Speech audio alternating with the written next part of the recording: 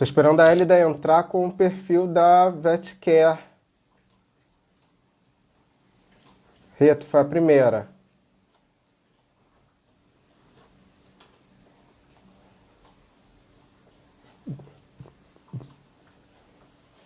Ah, tá. Achei.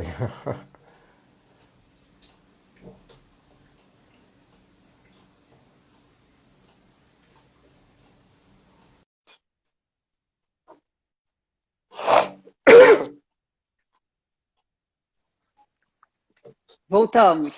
Tá me ouvindo? Tô. Joia, maravilha. Uma outra coisa que eu queria saber, perguntar, o pessoal está entrando aí. Ah, muito bem. Obrigado pela presença de todos. Uma outra coisa que eu queria te perguntar e aí, porque eu tenho de fato dúvida no que diz respeito às lesões hipoecogênicas, sobretudo no parênquima hepático.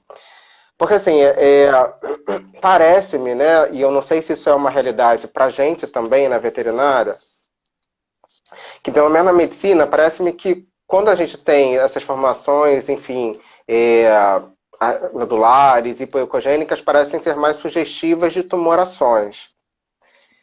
E isso acontece também na veterinária, o aspecto, porque o hiperecogênico, ok, a gente consegue, pode ser gordura, uma sobrecarga e tal, mas o hipoecogênico, essas lesões hipoecogênicas, elas estão falando, ou elas podem estar falando de quê exatamente?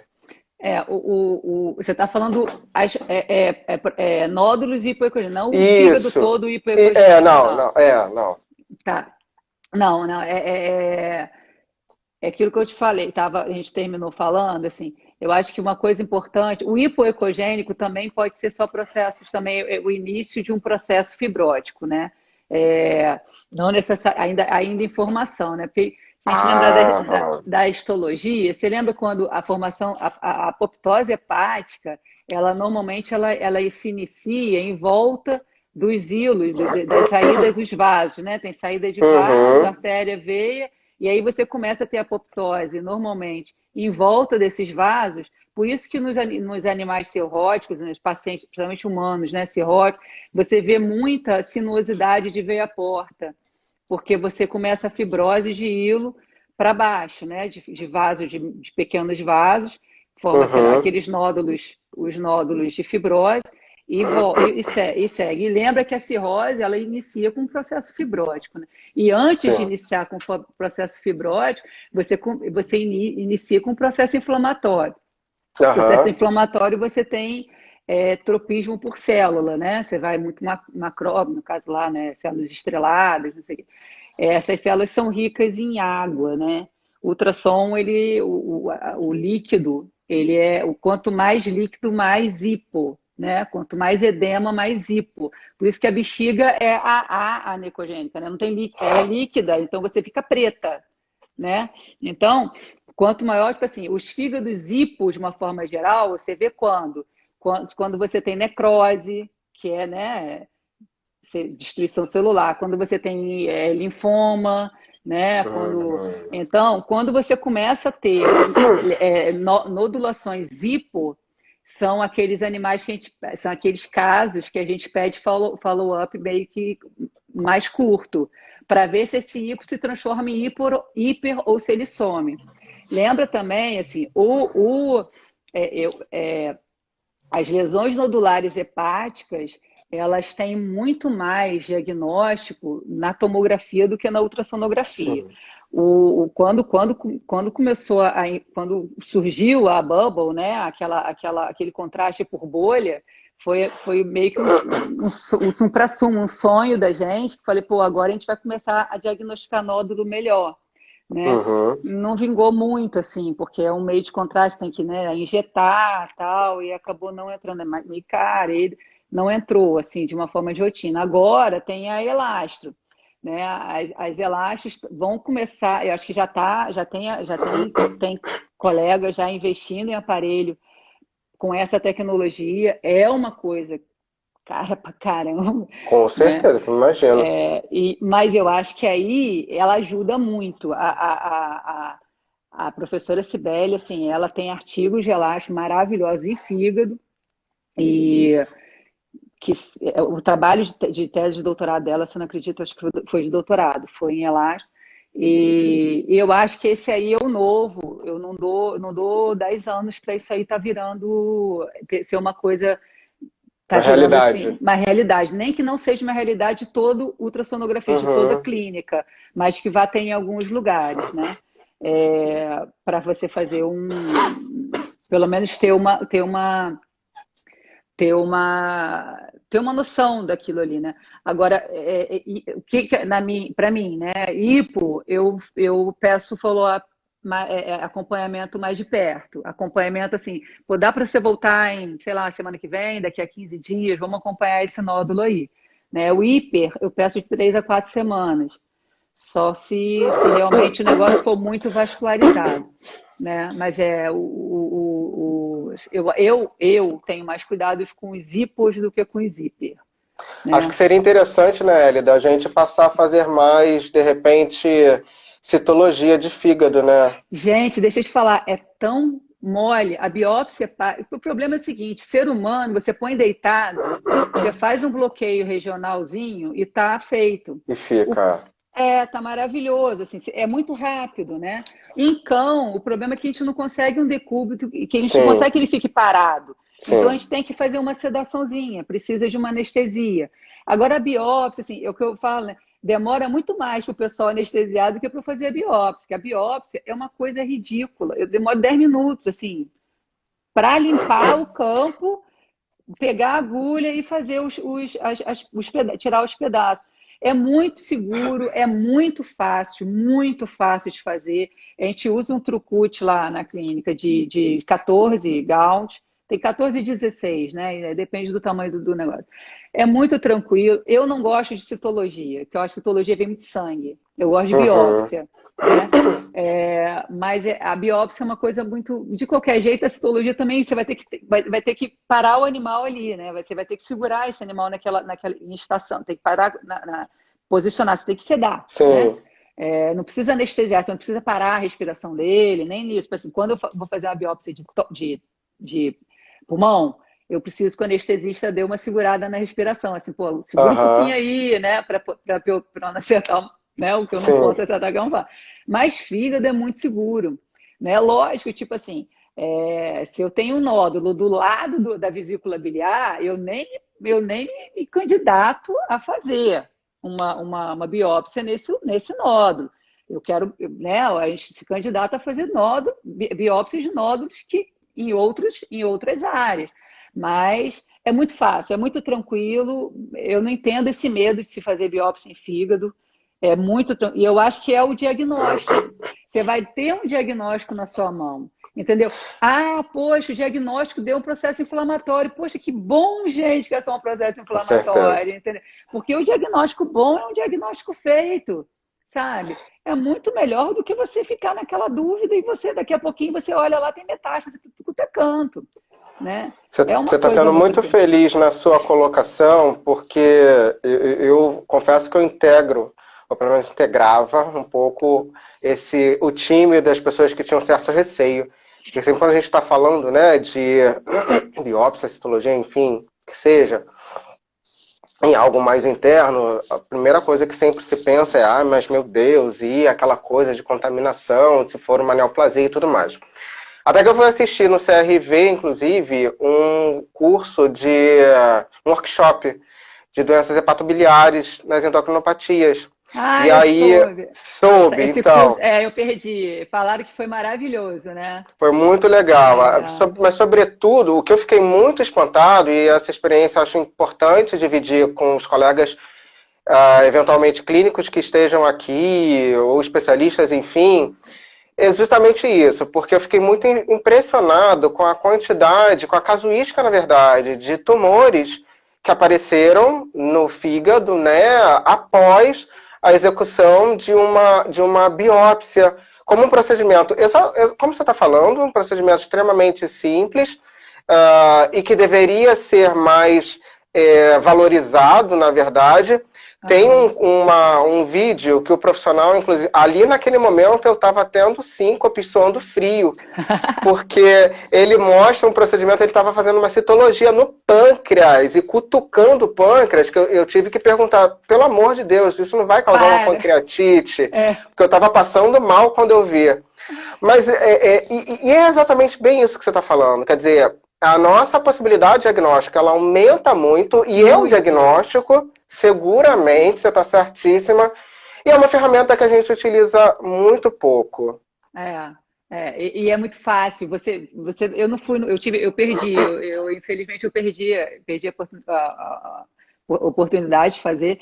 É, mas você deve ter visto lá como é simples. É Sim, muito simples, entendeu? Quem teve, né? Quem viu, o pessoal da anestesia que está mais lá vê. É muito simples, assim. Atrapalha mais o fato da anestesia propriamente dita do que o processo da biópsia. A biópsia é ridícula, é ridícula. É muito. A gente pede lá na clínica, que eu peço, para o cliente deixar o animal um pouquinho lá na clínica, só para ele ficar na gaiola, ficar em local restrito, né, ficar nas casinhas, para diminuir um pouquinho o movimento dele. Só porque uhum. tem animais que são, né, aquela coisa, né, agitado pra caramba. E aí imagina, chega em casa, o tutor chega e vai lá e solta dentro de casa, o animal começa a pular em cima de tudo quanto é canto, e querendo ou não, é uma biópsia percutânea. Então eu enfiei que, né, 14 Gauss é 14 Gauss. Eu enfiei uma agulha e tirei pedaços. Eu enfio 3 vezes, eu tiro 3 pedaços. Então, pelo menos 3. Se der para tirar mais, eu tiro, mas é pelo menos 3. É, então, tipo assim, eu estou fazendo buraquinhos ali, né? Então, pelo menos tem que ficar um pouquinho parado o animal, né? O ser humano se entende que tem que ficar parado, o cão não. Então, a gente tem que fazê-lo ficar parado. Então, eu peço para ficar lá para a gente ficar de olho. E antes de ir embora, eu dou uma olhada também para ver se teve algum sangramento, algum derrame. Nunca teve. Nunca tive problema nenhum, nenhum. E, tipo assim, já fiz biópsia animal até que tava, já que, tipo, assim, aqui, a pessoa, pô, mas tá com 180 mil de plaqueta, sabe? Nem isso tive sangramento, sabe? Então, assim, eu acho que a gente subutiliza. Daria para fazer, assim, uns diagnósticos lindos, daria para prevenir muita metástase aí se fizesse uma biópsia percutânea, Eu né? quero só dividir. Fala, pode falar. Como eu acho biópsia, eu acho maravilhoso biópsia. Eu tive a oportunidade, foi até engraçado, porque quando eu estava lá na Califórnia, o dono da clínica que eu fazia estágio, ele chegou um dia com o cachorro dele, uma cadelinha vira-lata, amarelinha, falando assim, pô, essa cadela é casa de ferreiro espelho de pau, né? Essa Uhum. cadela tá comendo mal, eu vou fazer os exames dela. Aí lá é automatizado, desde aquela época já era automatizado. Então você fazia tudo na hora. E aí deu uma fosfatase alcalina monstruosa. Eu falei, pô, Dave, a gente tem que fazer uma ultra desse cachorro, né? Vamos fazer uma ultra Uhum. aí. Na época, eu fiz o raio-x, que era o que estava disponível, ultra naquela época, isso foi, né, em 98, né? Não tinha, a ultra não tinha na clínica, né, na clínica dele na Arlington. Então, a gente tinha uma empresa que levava o aparelho. Então, lá tinha raio-x, a gente fez um raio-x, deu uma hepatomegalia, mas era palpável. E aí veio uma ultrassonografista, fez ultrassom, macronodulação, tudo quanto é canto. E aí ele chegou e falou assim: vou fazer biópsia.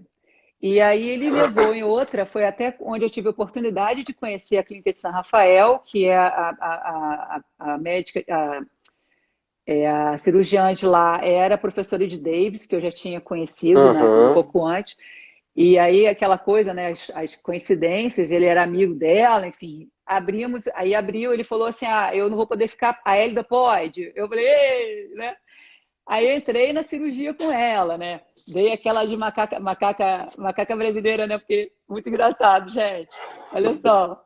Eu liguei, que vexame, cara. Eu fui ligar o monitor, ao invés de botar os jacarés dos anteriores, eu botei no posterior. Aí que aqui, quando eu Meu olho os Deus. traçados aqui, assim, tudo trocado. Eu falei assim, gente, esse cachorro tá mal, tá muito mal. Aí chega a technician lá, falou, pô, doutor, você botou tudo errado. Fazer uma vergonha. Mas, enfim. O que que ela fez? Ela fez biópsia do fígado todo, vários locais, tirou os maiores massas, ela tirou, e fez biópsia de alça intestinal. Olha que legal, assim. Ela fez Nossa. biópsia de estômago, porção de jejum, grosso, ela foi fazendo biópsia de outros locais, entendeu? Pedaço de mesentério e mandou para fazer análise. Então ela falou assim, pô, tá aberto, tô cheio de nódulo no fígado, eu vou deixar passar. Então, tipo assim, eu acho importante. A biópsia é uma coisa fácil, dá diagnóstico. A gente tem que usar esse meio também, sabe? Esse meio diagnóstico. Não tem que ter medo. Nem que seja por laparotomia. Você acabou de passar por um cliente agora que o diagnóstico teve que ser por laparotomia, entendeu? Tá até Nem que aqui, eu seja acho, por isso. Andréia. É, então, tipo assim, é um meio diagnóstico, é um meio importante, porque nem sempre a gente consegue ter imagem, né, de tudo que Sem você quer. dúvidas. Então, também, e biópsia é muito bom, eu acho que é subutilizado pra gente. Só para complementar, Hélida, é importante a gente dizer que, por exemplo, às vezes a gente pega, né, aumentos de transaminases, uma ALT um pouco mais aumentada, um aumento persistente, e onde entra, os casos, alguns dos casos apresentados no workshop foi exatamente esse. Aumento de transaminases e onde foi recorrido, né, ao procedimento de biópsia. Aliás, a questão da citologia não é só pela questão de sujar mais com sangue, mas também pela coleta de material, né? Colhe-se muito Muito mais pouco, na biópsia do que na citologia, na porque você ainda pode histologia. pegar um ponto que não tenha nada. E aí, muitos tumores descobertos, e foi o que me deixou bem impressionado, muitos tumores descobertos, quer dizer, casos fechados, né? Diagnóstico fechado, mas que só foi possível a partir de biópsia hepática com sugestão apenas de aumento, às vezes leve, sutil, de transaminase. Quer dizer, é uma ferramenta que a gente precisa utilizar mais, sem É, dúvida alguma. Deixa eu com só te certeza. perguntar, a Dai, eu esqueci, Dai alguma coisa, desculpe, eu esqueci o que vem depois. Ela perguntou quanto tempo, mais ou menos, depois o paciente ele é liberado. Ah, é no mesmo dia. Eu Mesmo peço para dia, esperar, né? no mesmo dia. Eu só peço para, tipo, normalmente, quando eu faço, eu peço para fazer no primeiro horário. Uhum. Ou então no horário da manhã, tipo assim, na parte da manhã. Porque o que que acontece? Por mais que seja um procedimento muito rápido, como eu falei, o anestesista, ele arma um circo, né? Porque caramba, é até engraçado, né? Mesa de anestesista é aquela coisa engraçada, né? Aquela seringa, ampola, seringa, ampola, seringa, ampola. Quando Sim. você olha, ele nem usou aquilo tudo, né? Ele usou dois. Mas tem um monte de seringa, ampola. Até ele arrumar aquele treco todo, ele usou a sala durante 40 minutos, né?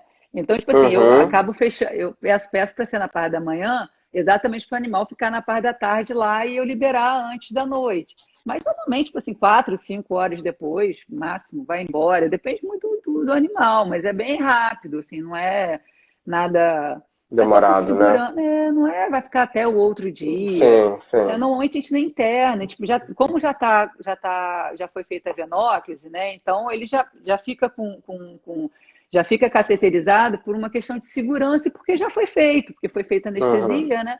Então é só depois tirar, desacoplar o gel, tirar as coisas e se liberar. Nunca tive problema, Rodrigo. Sinceramente, eu não entendo por que do medo. Assim. Inclusive, eu tive o prazer de fazer, assim, em vesícula. Essa eu fiquei com medo, porque a parede da vesícula era tão grossa. O Baldaia estava comigo até, que ele chegou e falou assim, eu falei, Baldaia, não estou morrendo de medo. A agulha entrava na vesícula e fazia creque. Eu sentia, fazia... parecia que eu estava... Eu não sei se você já pegou intraósseo, teve que colocar fluido em filhote. É, Não, não, é, graças a Deus. é, Não tenho é condições. uma coisa muito assim, em filhote, principalmente lá nos Estados Unidos, quando era muito pequenininho, a gente colocava muito intramedular, soro Uhum, intramedular, porque é uhum, muito mais fácil. Então, se chegava o animal chocado, alguma coisa, é filhote, ainda está tudo muito molinho, né? Então, colocava intramedular. Não sei, hoje em dia que eu não faço mais, né? Isso aí foi na época que eu ainda fazia alguma coisa de medicina interna. Mas aham. quando entra, faz. É quando você vai fazer punção de medula também, né? Faz um. Cara, essa biópsia de vesícula que o Valdaia tava, a agulha não entrava, eu tava usando o gelco. não entrava. Aí eu falei, ai, eu tô morrendo de medo, vai explodir, vai explodir. É que vamos tirar logo isso. Então, tá, foi lá e enfiou o negócio, entrou, e a gente salvou o cachorro porque a gente fez essa citologia. Era uma mucocele já, tipo 10.000, Aham. sabe? Que não respondia a nada, com uma leucometria alta pra caramba, um fígado horroroso, horroroso, com hiperadrenocorticismo, um animal de 15, 16 anos, sei lá quanto, só indo ladeira abaixo. Na hora que a gente fez a citologia, lógico, a agulha está lá dentro, esvazia aquela vesícula, né? Evidente.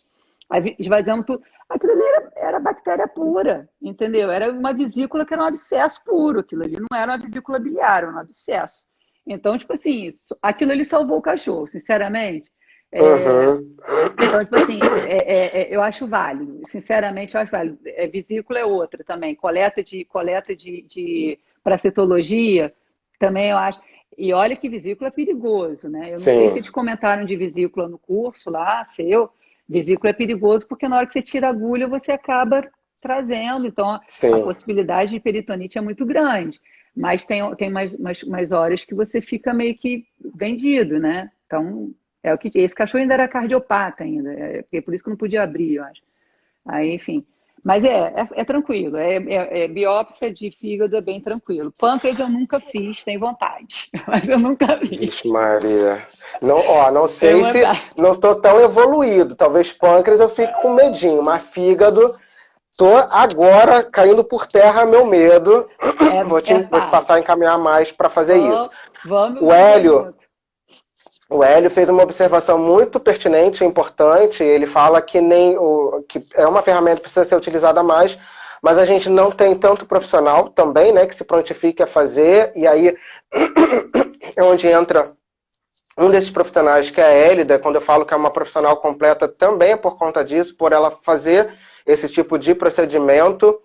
A Flávia fez um outro comentário bem interessante, que é o que a gente percebeu lá, só para reforçar um pouco, gente, essa questão da biópsia de fígado.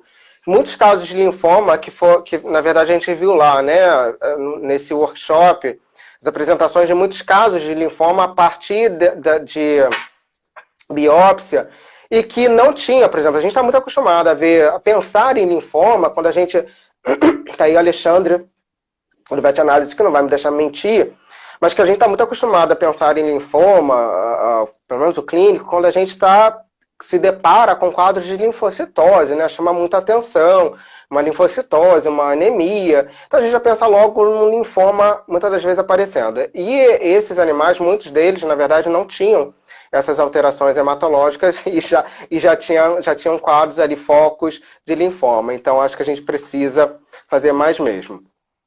E agora quero falar sobre, voltar um pouco nela, mais da mesma, mas num tópico diferente. Tumores adrenais, né, meu povo? Porque a gente gosta do quê? Da coisa difícil, Da coisa enjoada.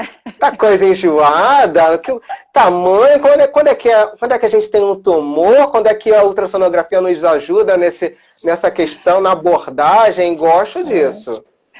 Olha, eu acho que é o seguinte, o tumor de adrenal para o endocrinologista é um horror. Eu tenho pena de vocês quando eu dou laudo de tumor. Nossa, como eu tenho pena. Gente, é tipo assim, tumor pelo ultrassom, quando começo a ver, eu vejo hiperplasia, né? Tem hiperplasia, aí eu começo a ver aquela ecotextura grosseira, heterogênea, é, focos de mineralização, perda Uhum.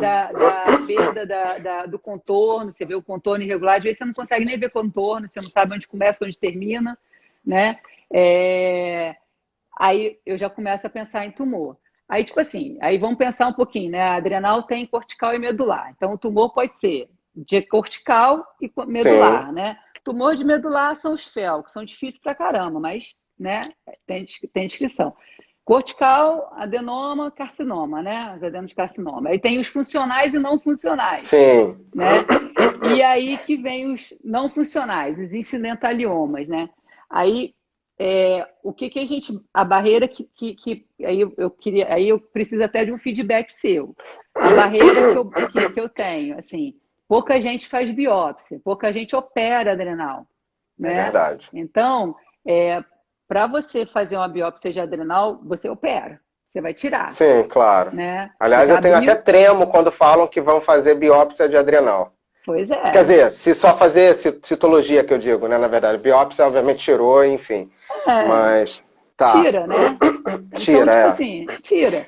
E aí, maioria das vezes não tira, né? Porque aí começa aquele papo de o animal é velho e não vai aguentar a cirurgia e tá complicado e não sabe se está Sim, aderido e aí começa. E aí você acaba perdendo um pouco se realmente aquele incidentalioma é um incidentalioma ou não, né? uhum, Porque, tipo assim, ele é um tumor não produtivo, mas será que ele é invasivo? Então, sim, tipo assim, eu posso ter um tumor não produtivo e começar a invadir a cava. E aí, o que que eu vou fazer? Eu estou matando o animal, com entendeu? certeza. Então, e tem os outros, né, que são os tumores de adrenal que não causam hiperplasia, né? E aí vocês se danam, né? Total. Aí você pega, tipo assim, aquelas doenças de Crohn, né? Aí você pode ter hiperaldosteronemia sem aumento de adrenal, gente. Pode. Eu tive um gato com doença de Crohn. Então, tipo assim, ele tinha aumento de adrenal. Era unilateral, Uhum, foi retirado, a gente diagnosticou na retirada, né? Mas o quadro dele era clássico. Clássico assim, né? Depois que ficou cego, né? Ficou sim. cego, caiu, né? Hipocalemia, aqueles sintomas de hipocalemia, sei que, sei que, sei que. Fez ultrassom, porque casa de Ferreira é espelho de pau também, né? Você só faz depois que tá ruim. Aí aquela Sei como é que adrenal é isso. enorme, adrenal enorme, cirurgia. Cirurgia, entendeu? Então, tipo assim, para mim, dar diagnóstico de tumor em adrenal é relativamente fácil, é descritivo. Só que Entendi. eu acho o importante ali é fechar o diagnóstico daquele tumor para ver até onde vocês podem ir, né? Sim, Assim,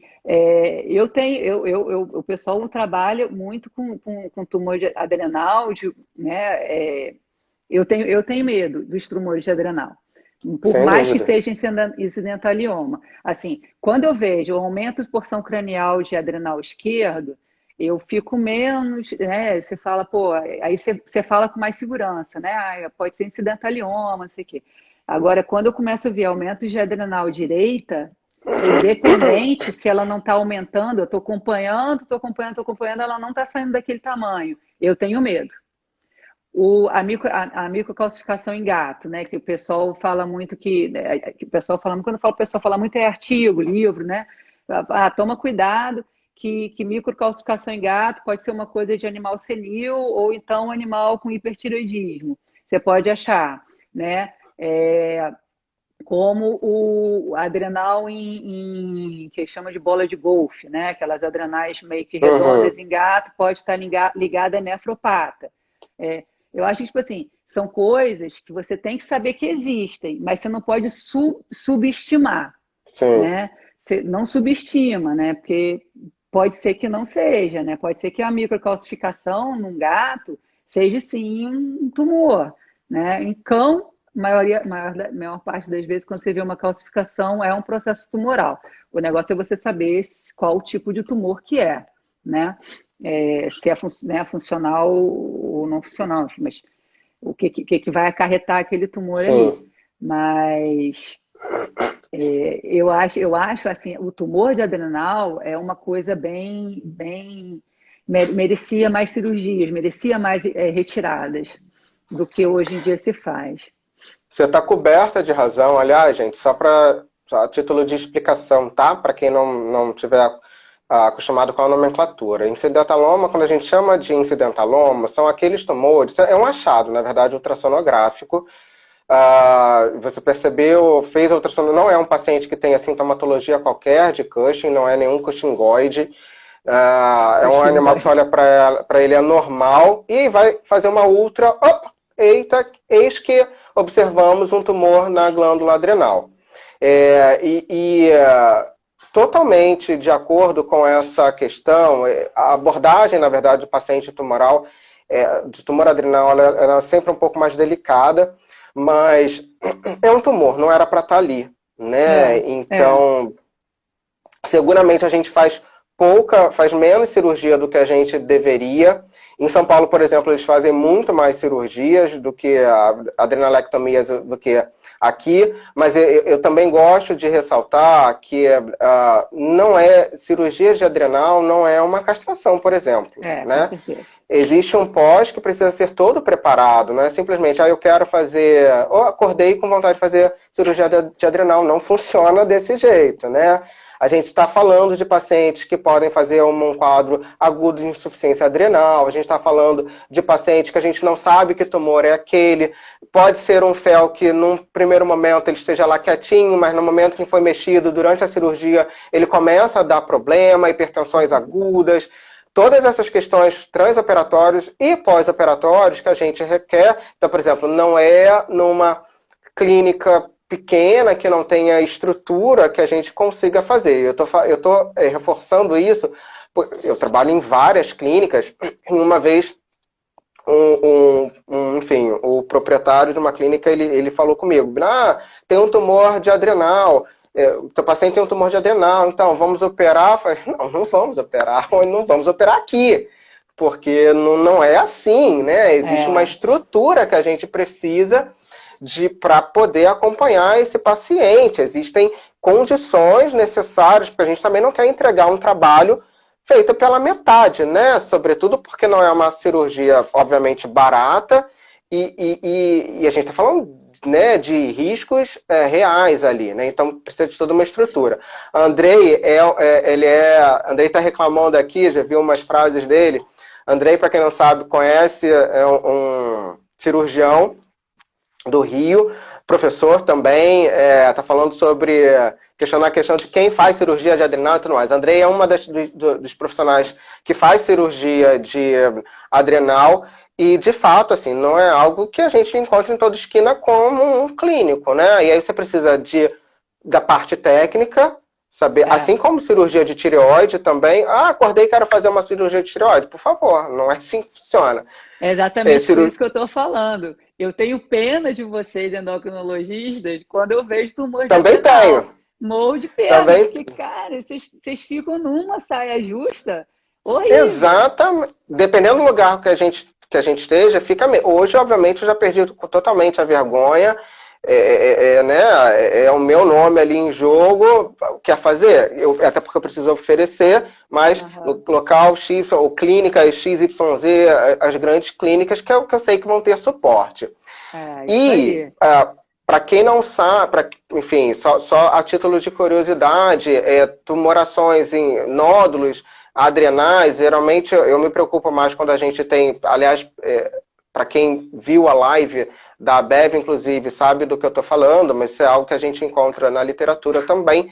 Então, nódulos de adrenal maiores que 1 centímetro, a gente já começa a ficar um pouquinho mais preocupado. É claro que a adrenal pode estar aumentada como um todo, ou pode estar uma parte dela somente aumentada. E nódulos maiores, quer dizer, tumores, né, maiores que 2 centímetros, a gente tem uma preocupação ainda maior e são pacientes que efetivamente necessitariam ser submetidos à cirurgia. Eu não sou um grande adepto da cirurgia, exatamente por conta dessas questões. Eu preciso casar tudo, né, numa conta só, mas não é só por conta disso. Eu sou um pouco cagão mesmo. Na medida em que eu encontrei um trabalho que respaldava, trabalho de um autor famoso, que é o Carlos Melian, que ele faz uma comparação de paciente sobrevida, de expectativa de vida de paciente com tratamento medicamentoso e tratamento cirúrgico, e ele não percebeu muita diferença, ali eu fiz minha cama, né? A ideia era desse trabalho que eu precisava para ter meu respaldo. Mas eu Pronto. super concordo. Acho que a gente precisa fazer mais cirurgia de adrenal. É uma abordagem que precisa ser uma abordagem totalmente meticulosa. Mas eu acho que a gente precisa fazer, sim, mais cirurgia de adrenal. Super E concordo com você. eu acho que assim, para tumor de adrenal, você precisa de um casamento muito, muito bom entre o endócrino e o cirurgião. Com Assim, certeza. porque o E o endócrino anestesista, né, gente? e Porque, o calma aí. anestesista. Também tô sabendo aí do que a gente precisa utilizar na anestesia, que eu não tô de bobeira nesse ramo, não, tá? Quero só deixar claro.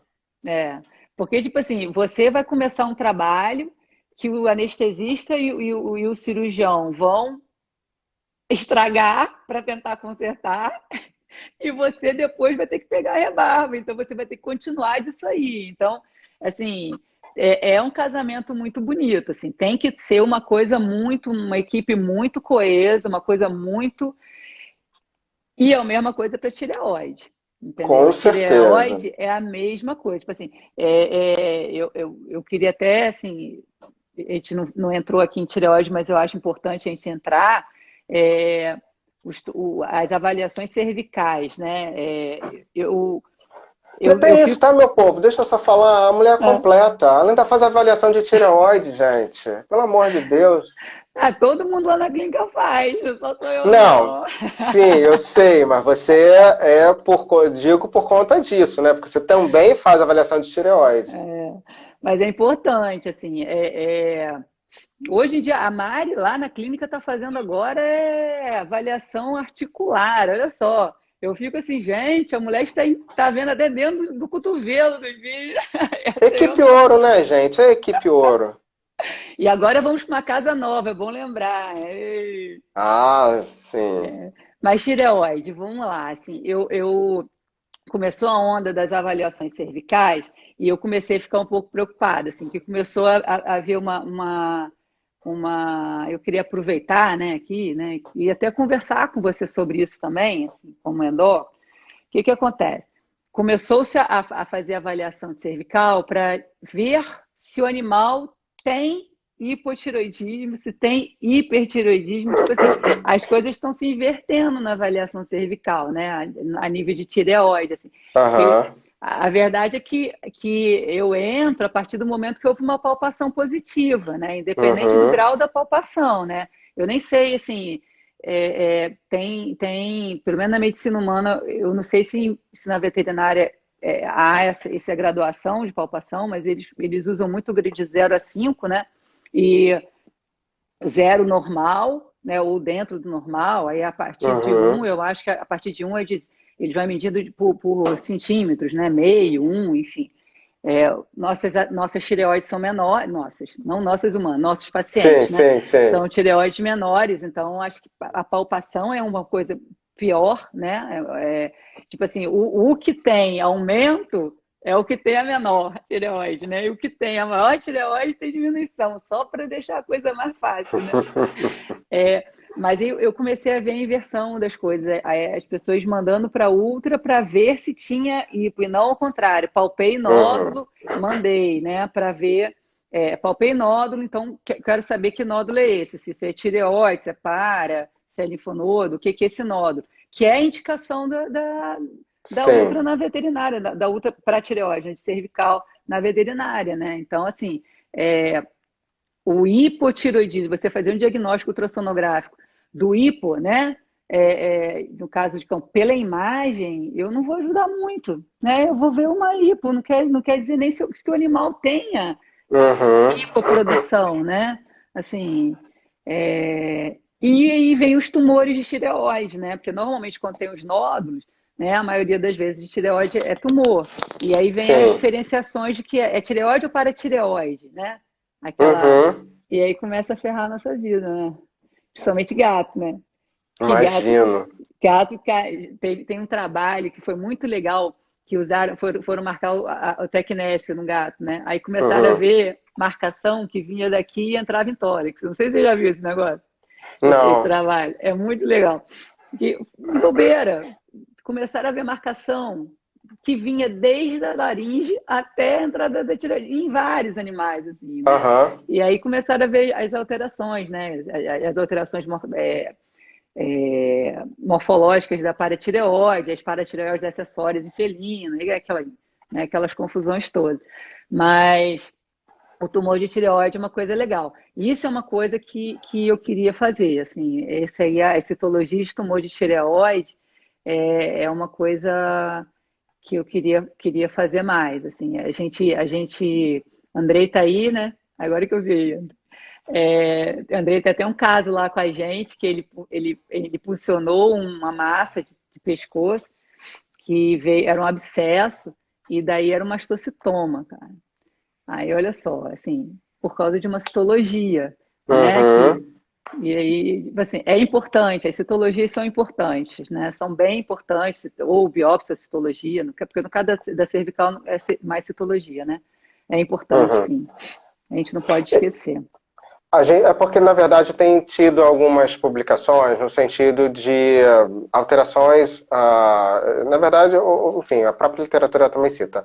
Não é uma ferramenta que eu utilize para hipotireoidismo, porque entra bem no que você falou, você pode ter algumas alterações de ecogenicidade e tudo mais, mas funcionalmente talvez aquilo não te É, faça, não seja muito uma ferramenta tão interessante assim. Mas para quem gosta de compilar muitos dados, acaba se tornando, de certa forma, interessante. Para mim, na prática, não vai me ajudar muito. E aí, no hipertireoidismo, seguramente vai ter uma importância, a imagem, para mim, vai ter uma importância maior. Mas a gente ah, tem tido muitos trabalhos nesse sentido da imagem enquanto uma ferramenta numa avaliação que sugira, de repente, mesmo que esse paciente ele não tenha uma alteração de função, mas dependendo da alteração de imagem que ele tenha, possa começar a sugerir um processo inicial ou que sugira um maior acompanhamento. Mas eu confesso que eu aham. realmente, na minha prática, eu não utilizo. Utilizo para hiperfunção, não para É. hipofunção. Eu concordo com você, assim, porque você tem até mais trabalhos, assim, porque quando você vê, assim, é, são três alterações básicas, né, na tireoide, né? Então, tipo assim, estrutura sólida, né? Uhum. Mineralização e irregularidade de margem. Pelo menos essas, para mim, eu considero, né? Tem outras alterações, tem alterações de eco, alteração de ecotextura, Sim. né? Mas essas três, quando eu vejo, eu fico assustado, na tireoide. Né? Se eu vejo irregularidade, se eu vejo muito sólido, né? Hiperplasia sólida, e eu vejo microcalcificação, né? Uhum. Hiperepodicidae. Tem um trabalho sobre vascularização também, que estavam discutindo se aumento de vascularização interna em relação à periférica. Se isso Uhum. aí também ajudava no diagnóstico de malignidade ou Uhum. benignidade. Que eu saiba, não chegaram a conclusão Qual a nenhuma, conclusão? não. Não. Mas eu acho que a vascularização é uma coisa importante, saber se está mais vascularizada ou menos vascularizada, até pelo a característica de angiogênese, né? Aham. Então, independente se é marginal ou central ou mista, eu acho que a intensidade dela é importante no diagnóstico também, né? Mas eu concordo com você, o hipo, assim, eu não vejo, sinceramente, eu não vejo muita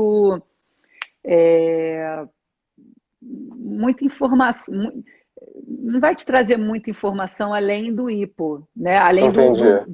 da micro, né? Além do tamanho diminuído, o tamanho está diminuído. E aí, está hipofuncional? Sei. Agora, o hiper, eu acho que dá uma resposta melhor, né? E Melhor, né? lembrando, e lembrando que cervical tem o resto também, né? Tem linfonodo, Sim. você tem que ver, né, no caso de tumor tireoide, se tem alguma alteração de fluxo, né? Na Uhum. carótida, ver se a carótida tá fluindo bem, né? Essas coisas, assim, são importantes de ver também. Mas isso aí é uma Perfeito. coisa que eu tenho vontade de fazer citologia, que eu não faço muito. Da tireoide, você fala, né? Isso eu tenho vontade de fazer mais. Eles fazem muito em medicina humana, né? A gente é muito. A estrutura é muito pequena, né? Então acaba que quando tem uma nodulação, a pessoa parte direto para a cirurgia, Pra cirurgia. né? Até porque se já está proliferativo e mas o problema é que às vezes não é proliferativo, não é produtivo, né? Você tem Uhum, um hipertiroidismo e você não tem, com você tem certeza. um aumento e você não tem aumento de T3, T4, não De tem nada, né? função, De função, sem é. dúvida. E aí você fica perdido. E aí, é tumor, né? Sim. Aí a maioria dos tumores de tireoide não tem aumento de função, né? Mas aí, enfim, é E você isso. fala no cão, né? É, é, Tá. é. É, gente, chegamos ao final. Eu tô É. impressionado. Mais uma hora praticamente de live. A pessoa É, envergonhada falou pra caramba. nossa, eu tava muito envergonhada. A Elida tava muito envergonhada, receosa para falar e rendeu 2 horas de live, né? Porque ela Eita. tava um pouco constrangida. Deixa eu só avisar, a primeira coisa, antes das nossas considerações finais, a gente vai ter outras, programada outras lives, a gente vai ter na segunda-feira, live sobre tumores endócrinos com a Carmen Helena, uma das referências de oncologia aqui no Rio de Janeiro, nacional, na verdade. Vamos ter uma outra que eu estou apaixonado para fazer, duas outras, aliás, que eu estou apaixonado para fazer. Uma nós vamos falar sobre pneumopatias nas endocrinopatias. Eu quero discutir bastante sobre as doenças pulmonares obstrutivas crônicas nos hiperadrenos, o que a gente pode fazer nesses pacientes. E uma outra, essa vai ser aquela maravilhosa com a Carla do VET Análises sobre coagulopatia. Eu já estou dizendo porque ela já aceitou o convite, então eu já posso anunciar. A gente vai falar sobre coagulograma no hiperadreno corticismo. Elida, eu quero te agradecer imensamente por ter aceito o convite. Bom, enfim, eu estou só tornando público o que eu já falei antes, me repetir o que eu já falei para você também. Uma pessoa incrível, uma profissional incrível da imagem. Eu amo de paixão mesmo o seu profissionalismo e o quanto você agrega e o quanto você ajuda a gente, né, a sua conduta e todo o teu conhecimento mesmo na área, o quanto a gente vai, o quanto você nos ajuda. Eu já falei que a gente recorre muito à imagem como como suporte mesmo, então às vezes a gente está perdido sobre o que fazer. E o teu laudo, meu Deus, riquíssimo. A gente sabe que é um padrão, né, dos profissionais da clínica, mas aqui eu estou falando porque a entrevistada é você, não é mesmo? Então, direcionando a você o elogio, porque é um padrão riquíssimo do que a gente vê, então ajuda demais. Volto a dizer, uma profissional super completa e das profissionais que eu mais indico para meus pacientes para fazerem ultrassonografia. Eu quero agradecer muito você compartilhar todo o seu conhecimento técnico na área, elucidar tanta coisa e trazer tanta informação aqui para gente. Eu que agradeço, fiquei muito feliz. Sem você eu não ia estar aqui, porque eu morri de vergonha. Agradeço. Eu queria aproveitar, né, a oportunidade aí de lembrar o Espaço é seu. pessoal que a gente está aí, a partir de agosto, a gente está numa casa nova, a VET quer cada vez mais, né, crescendo. Tem muito orgulho, assim, de todo mundo que trabalha com a gente, de todo mundo que trabalhou e que infelizmente ainda não está mais com a gente, mas né, a vida muda, as coisas mudam, mas Segue, enfim, né? segue, as coisas seguem. Mas assim, eu tenho de todo mundo, desde o início da clínica até agora, assim, eu tenho orgulho de todos os profissionais que fizeram parte, que fazem parte ainda. A gente está investindo nesse novo endereço, maior, melhor, né?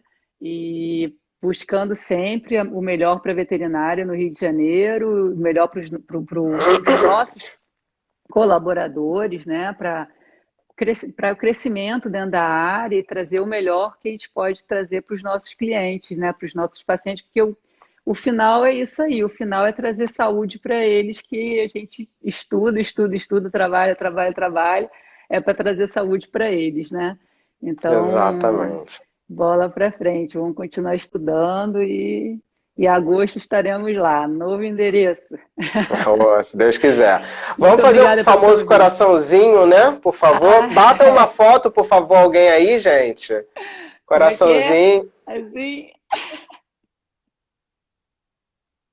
Acho que foi. foi. Meus queridos, muito obrigado pela presença de todos vocês aqui, quase 11 horas da noite. Nossa, Mais uma vez, Elida, muito obrigado pela eu que te sua agradeço. disponibilidade. Um grande beijo. Tchau. Vai ficar gravado, tá, gente? Eu vou deixar gravado no IGTV. Obrigado. Até mais, Beijo. pessoas. Beijos.